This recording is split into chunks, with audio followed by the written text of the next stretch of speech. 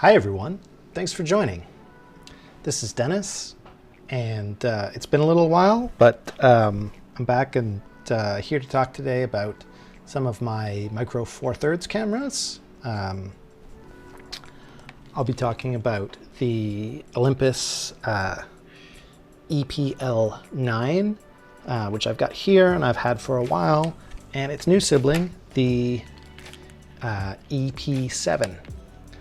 Which is quite similar, but is a newer camera. Still says Olympus, but released by OM System.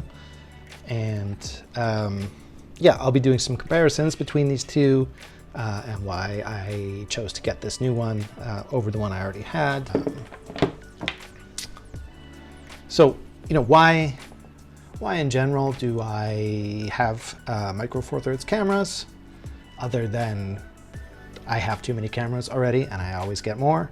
But I wanted something that was still very small, very compact, with good image quality, but some of the smaller systems that I have are either A, they're fixed lens, or B, they only have a few different lenses available, like the Nikon J series or my Samsung NX Mini.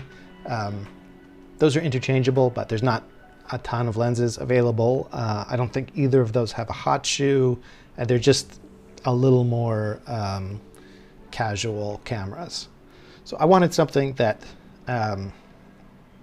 was still quite small, but I could do a little more serious photographic work with them.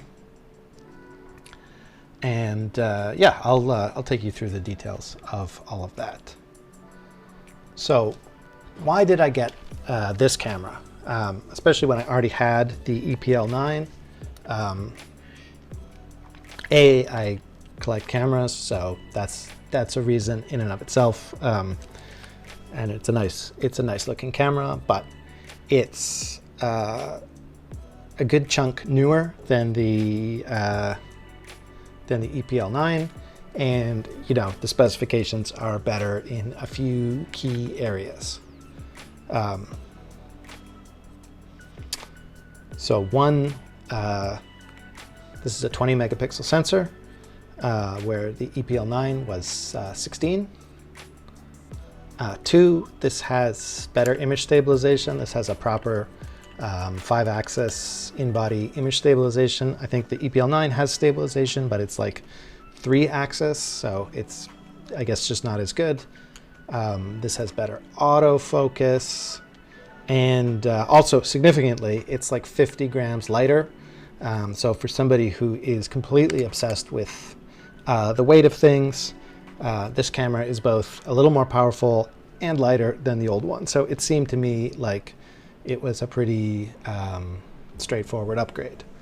And it is, with a few gotchas that I'll mention later on in the video. Okay, so let's look at the camera body itself. As you can see, it's very small and compact compared to a lot of the other Sony or Fuji mirrorless cameras. It's a little bit smaller, and it also has inbuilt image stabilization, as I mentioned. The rear screen is flip down. So that's a little bit different. You get used to it, and there's ways to work around it. The big inconvenience with a flip down screen versus a flip up screen is that the tripod mounting point is in front of the screen. So if you put it on a tripod, you kind of block the screen, which is a pain. On the other hand, the camera tilts up and down instead of side to side like a flip out screen. And for photography, I prefer the tilting screen rather than the flipping screen. So that was a compromise. But I do prefer some of the other cameras where the screen just flips up. I think that works a lot better than the flip down. Something I almost forgot to mention about the camera body is there's no EVF. And that doesn't bother me really at all. I don't shoot with an EVF, but I know for a lot of people it's a deal breaker, and the Pen F does have an EVF, and that's one of the main differences between the two camera bodies, other than the build quality. But you know, this has most of the Pen F functionality, but it does not have the EVF. It has a flash, which you can see here. I don't use the flash very much, or I'd use off-camera flash via the hot shoe, but it's nice to have. It also has 2 control dials, which is good. The EP7 had 1 control dial only, so this gives you, you know, aperture and exposure compensation, or if you're shooting in manual, aperture and shutter speed. It just feels a little more like a proper camera with full control to have 2 dials, so that's appreciated. It's got this color mode switch on the front, a little like the Pen F. Frankly, I haven't used it more than a couple times. Like, there's all kinds of cool color modes there, but I'm not the type of photographer who would use that. Although, amusingly, a lot of them also work for video, and there's some ridiculous effects you can turn on there. So that was fun, but not something I would use regularly. So let's talk about the advantages of Micro Four Thirds versus some of the larger and some of the smaller camera systems. I've shot on a variety of cameras, from, you know, these little 1-inch sensor cameras to a full frame 5D Mark II, which I don't have anymore. And you know, the answer for me was clearly that I prefer a smaller camera body most of the time. Full frame camera is great, but I don't like to carry a full frame camera around with me on the day-to-day anymore. It's just too big and it's too heavy. And I think that Micro Four Thirds can get me most of the way there in terms of image quality, with a fraction of the weight if I'm careful. Of course, if you want more professional results, I don't recommend shooting all of the time on the kit lens here, and you might want to shoot on a larger and faster aperture, more professional lens. This lens that I have here is my telephoto lens. This is the Olympus 40-150. It's a very cheap, very lightweight zoom lens, although it's not like tiny when it's fully extended. It's still very lightweight. Of course, it's f6 at the full zoom, so it's not very bright. But you can just throw this in your bag, and then, you know, if you need it, you've got a 300mm zoom lens with you, and it doesn't weigh very much, which is great. This one is the Leica 15mm f1.7. So this comes out to like a 30mm equivalent in full frame terms. And this is like your ideal general travel street photography lens. It's very sharp and takes really great images. You know, buying a high quality prime lens like this, I would say, is probably actually a bigger upgrade relative to shooting with the kit lens than you would get from buying a newer, higher end body. So keep that in mind, that you know, image quality depends a lot on the lens you're shooting with. Okay, let's take a look at some pictures I've shot with the camera.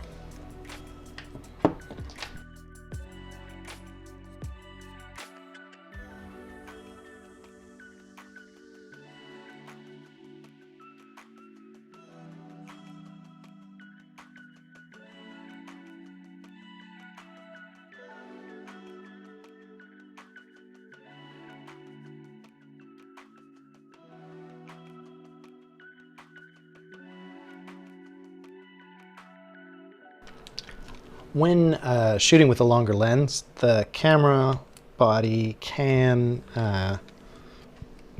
feel a little unwieldy. There's not a ton of grip here, and well, this lens isn't particularly heavy, but if I adapt some of my legacy glass, it can definitely get front heavy. So one thing I've done is I designed this little 3D printable grip for the camera. Unfortunately, I couldn't find any that were available off the shelf. So what I ended up doing was buying a grip for the Pen F, and that's what this part comes from, and then making the customized base plate with my 3D printer. And in the end, that kind of works pretty well. So just a second, I'll put it together. Yeah, so and once I screw it together, you can see that there's just quite a bit more grip. And so this works well for anything that's a little bit heavier, or when I'm shooting with a longer lens. And you know, it just makes the camera a little more versatile. So how does the EP7 stack up as a video camera? One of the things I wanted in my daily carry camera was for it to be a bit better at shooting video. So it does shoot 4K 30, and videos can be up to 30 minutes long, which is probably long enough for me, just using this casually, right? If I need to shoot a long event, I'll use like a proper video camera for that. The quality of the video is pretty good. Video autofocus is obviously not as good as you would get on a more professional camera, but I think it's good enough for casual use, and particularly if you can afford to cut. If it goes out of focus, then you can make the footage pretty usable. And the stabilization honestly does a lot. I've screwed up so much footage in the past just by not having a very stabilized camera and there being too much shake. And so having image stabilization in a small camera body like this was a big priority for me. Okay, so what's my conclusion about the Olympus Pen EP7? For me, I think it's a great camera. It's not perfect, but it's probably the best combination of small form factor and pocketability and performance that I've had in a camera yet. So it's definitely been something that I'm really happy to have and have been enjoying using.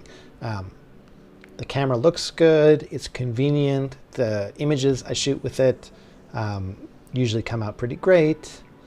I haven't had any major deal breakers. So yeah, it is something that I can recommend. One thing worth mentioning is this is not an easy camera to find. I had to import mine from Japan. Olympus or OM System never intended to sell this in North America. I think you could buy it in Europe, but Europe and Asia only. I guess North Americans want big things, and this is a small thing, so it just doesn't fit with the North American mentality. So that means it's a little harder to find, but you can find them new or used, like on eBay. And for me, you know, it's been a great experience using this camera. On the other hand, you know, for a lot less money, you could get this EPL9, which is 2-3 years older, maybe. I'm not exactly sure when this came out, but you know, it's a similar form factor, it's a similar shooting experience. It can do most everything that that the newer camera can do. It's just not quite as good, and if you're on a budget, you know, that might make sense. Is this the perfect camera for me? I don't know. It's a good camera. I like it a lot, but there are other small Micro Four Thirds cameras that have appealing features. All right. Thanks for watching, everyone. Those were my thoughts on the Pen EP7. Is it the right camera for you, or is there another Micro Four Thirds camera that makes more sense for the way you shoot? Why don't you tell me about it in the comments? And do please like and subscribe the video. It helps out a lot, and I really appreciate it. And just want to tell you again, thanks for watching, and have a great day. Bye.